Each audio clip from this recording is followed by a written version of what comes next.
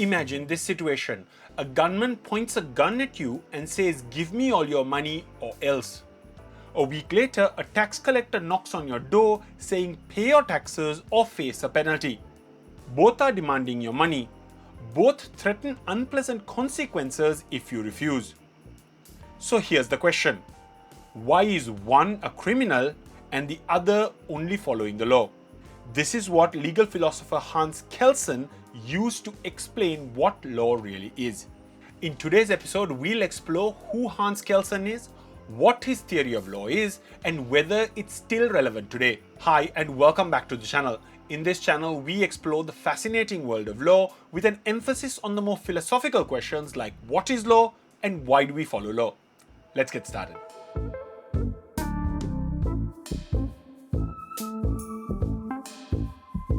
Hans Kelsen was a legal philosopher and constitutional lawyer living at a time of political chaos when empires were collapsing, democracies were forming, and dictatorships were rising. Kelsen was born in Austria and was the architect of Austria's 1920 constitution. He later moved to the United States and was a professor at the University of California. Kelsen was a strong advocate of legal positivism, which meant he believed that law was law because it was created according to a valid procedure, not because it was fair, just, or moral. Kelsen was a positivist who believed that mixing law with morality makes the law unclear and unstable. His major work can be found in the Pure Theory of Law, which was first published in German in 1934. A more comprehensive second edition was published in 1960, which was translated into English in 1967. Kelsen believed that the law must be separate from all other social phenomena, in other words, that the law must be pure. He believes that what is considered law must be adjudged without influences from areas like politics, sociology, economy, culture, religion, or history. For example, whether the law is popular, economically efficient, or ethically admirable is irrelevant when asking the question of whether the law is legally valid. This is, of course, a difficult thing to achieve in reality. Most laws are often influenced by political ideology, economic interests, and cultural values. For instance, tax law is shaped by the economic theory of the country, and criminal law often reflects the prevailing moral attitudes.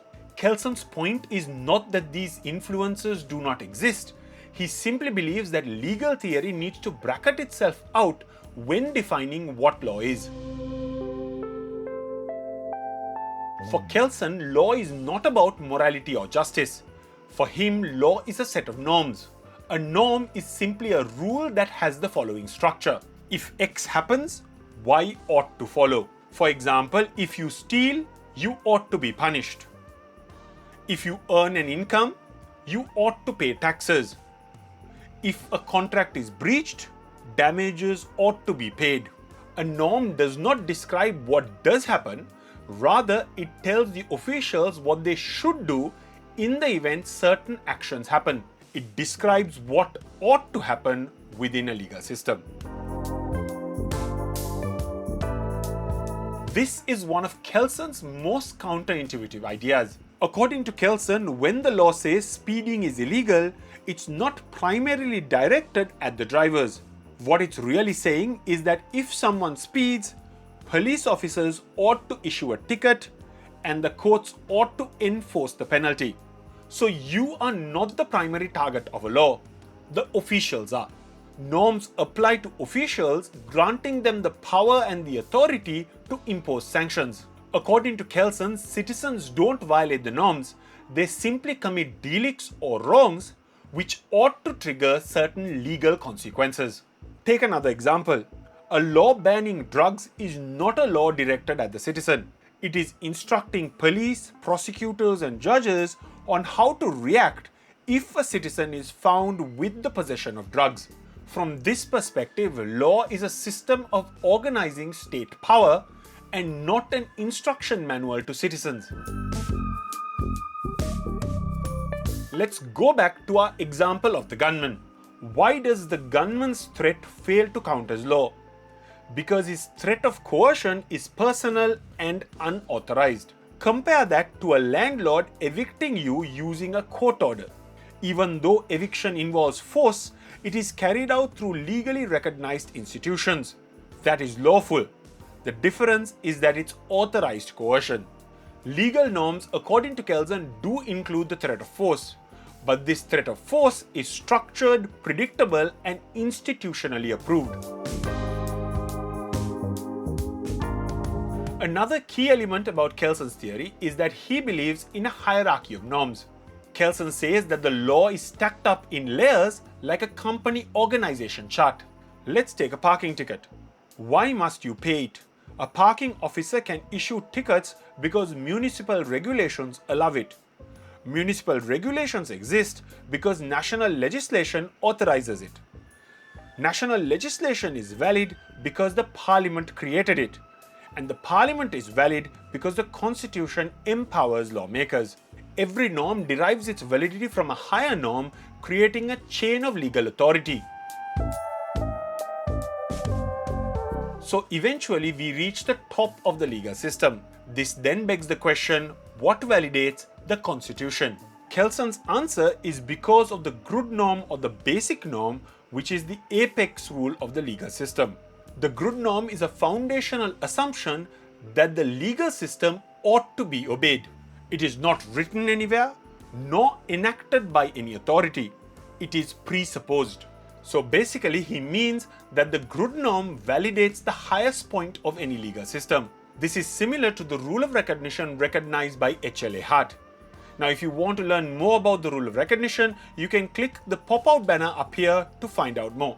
Now here's the tricky part. Kelsen believes that the validity of the Grundnorm is presumed and cannot be proven. He does not offer a method for testing its validity. So this is where Kelsen's Grundnorm fundamentally differs from Hart's rule of recognition. Hart says the validity of the rule of recognition comes from two social factors, the citizens obeying it and the officials accepting it. Which basically means that the rule of recognition is valid if the society at large follow it and consider it effective. Now, while Kelsen admits that efficacy is a necessary condition for a Grundnorm, he does not want to say that the validity is dependent on efficacy.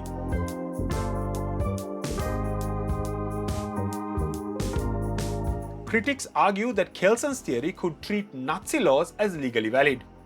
Since the validity of the law does not depend on the law being moral or just, this might be the case. According to Kelsen, provided the law is validated by the highest norm of the legal system, which is the Grundnorm, it is valid regardless of whether it's immoral. Some critics say that the Grundnorm is only a philosophical hypothesis. Kelsen admits this and says that it's a necessary assumption and not a fact. The deeper problem is that Kelsen doesn't provide us with a methodology to identify between two competing Grundnorms. This becomes especially problematic in situations like revolutions and civil wars when there are rival legal systems claiming authority, meaning there are multiple Grundnorms vying for supremacy, but we have no way to measure which one is valid. Critics also point out that power, politics, economy, and culture are constantly shaping the law. It is impossible for legal theory to be pure because reality is quite messy. Kelsen's theory can still be useful in modern constitutional democracies.